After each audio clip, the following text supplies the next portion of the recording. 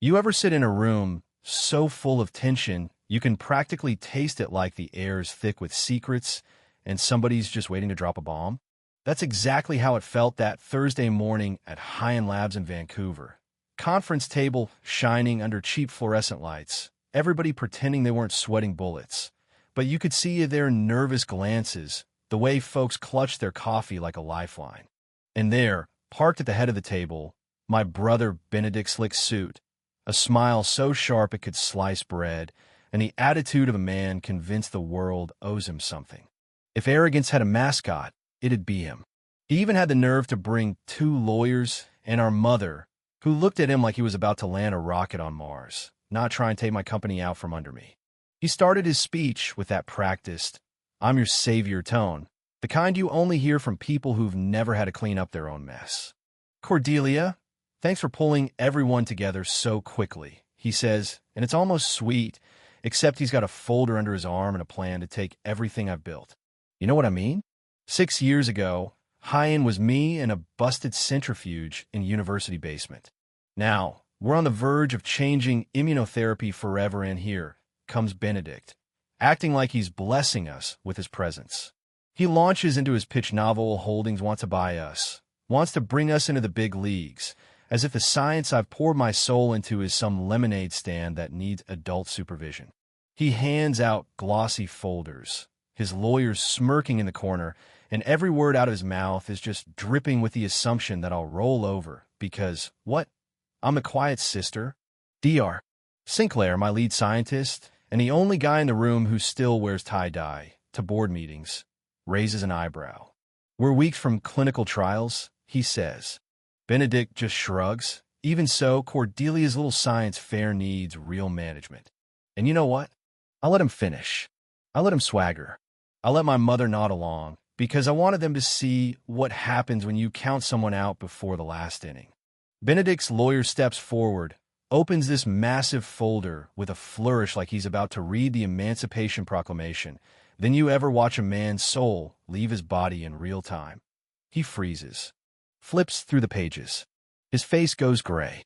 He mutters these patents, and that's when I lean in and say, real quiet, "You should have checked who actually owns the science before you try to sell it." See, I never put those patents in the company's name. They're mine, filed personally years ago while Benedict was busy playing king. Suddenly, the room is whispering, board members smirking, my mother looking like she's just found out her favorite son cheats at Monopoly. Benedict stammers, "That's not possible." And I just smile because, yeah, it's possible. I made it possible, protecting every discovery with my own name, not out of spite, but because I knew this day might come. You could feel the power shift, like the ground itself decided to move. I stand, smooth out my dress, and make it official: every method, every breakthrough, every last molecule licensed to High-End, but owned by me. Board members start packing up. Executives who've seen plenty of hostile takeovers know this one just flops spectacularly. Benedict is left speechless, his lawyers scrambling. "You can't do this," he whispers, desperate. I shrug. Actually, I can, and I did. Then I walk out, leaving him holding nothing but his own arrogance. You'd think that'd be the end of it, but when I check my phone, there's a text from Dr. Sinclair. "That was magnificent. But what now?" I type back. "Now we show them what they tried to steal." Because while Benedict's out there trying to win headlines, I'm here in the lab, watching clinical trial data blink on the screen, data that could redefine cancer treatment, data with my name on it. Next morning, novel stock tanks.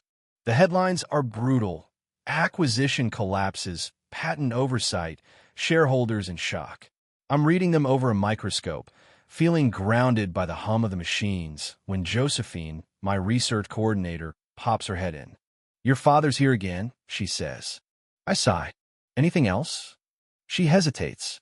"National Immunology Authority wants to fast-track our approval application." I can't help but smile-eyed sent them the encrypted trial files myself at midnight. "Tell my father he gets 10 minutes. Dad walks in, looking older than I remember. Venture capitalist legend, now standing in the same lab he once called a money pit. He tries to talk about family, about Benedict, but I just point to the microscope. "Do you know what you're looking at?" He doesn't. That's the future of cancer treatment. I tell him nanoparticles that attack only cancer cells. No hair loss, no nausea, 94% efficacy. He blinks, stunned. That's impossible. No, Dove. That's science. Before he leaves, he tries to hand me a folder novel's revised offer, triple the original sum. I drop it straight into the shredder. Tell Benedict he can keep his money. I have results. After he's gone, my inbox fills with 5 new acquisition offers. I tell Sinclair, decline them all staying independent. Because independence is what I've fought for every step of the way, the freedom to pursue truth without family politics, without anyone telling me my ideas are too ambitious. Then comes the call that changes everything. Dr. Millicent Hartwell from the National Immunology Authority, her voice is shaking with excitement. Your trial data is revolutionary. We're moving you to the fast-track program. My heart's pounding, but I keep it together. That would be acceptable. She lowers her voice. The Nobel Committee has requested your full research documentation. For a second, I just sit there. The Nobel Prize. Not for me, but for the patients whose lives were about to change. 6 months later, I'm at the National Institutes of Health, standing at a podium, spotlights burning. This isn't just a treatment, I tell the cameras. This is a revolution. Reporters bombard me. How does it feel? Will Heinz stay independent? Any comments on Novel's bankruptcy? I answer each one steady, grounded, but when someone asks if I stole this technology from Benedict, I let the silence linger, then smile. Public patent records speak for themselves. Now, if you'll excuse me, I have patients waiting. Back in my office, Josephine is holding new trial result survival rate at 96%, unprecedented. Good. Prepare the next brief. She nods, then hesitates. Your mother's here. She watched the press conference. My mother comes in, looking smaller, voice soft. You were remarkable. Benedict's struggling. We never thought. I cut her off, gently but firmly. You saw what you wanted to see, a girl who should have been more like her brother. You never saw what I was building. She handed me a childhood photo and goggles, playing scientist in the garage. She whispers, we were wrong.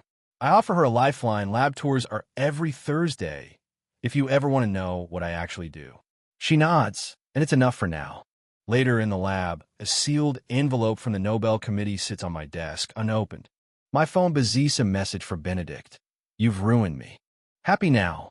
I reply, I didn't ruin you. Your arrogance did. But hey, when we cure cancer, I'll make sure you get a discount. Because real success isn't about proving others wrong. It's about proving yourself right, even when nobody else believes.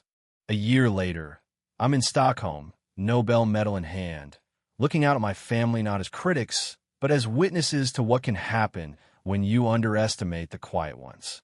My speech isn't about the takeover or the legal battles, or even my family. It's about the patients, thousands of them, cancer-free because of what we build in silence while everyone else was busy talking over me. Because, sometimes the greatest breakthroughs come from the people nobody's watching, the ones too busy working to waste time shouting. And as I head back to the lab, ready for the next challenge, I get a message from one of our researchers, something big in the Alzheimer's trial.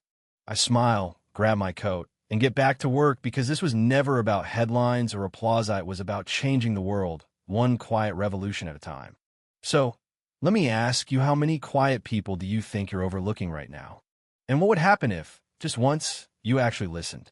Let's talk about it. What does real success mean to you? And who gets to define it? Drop your thoughts below, because this isn't just my story, it could be anyone's.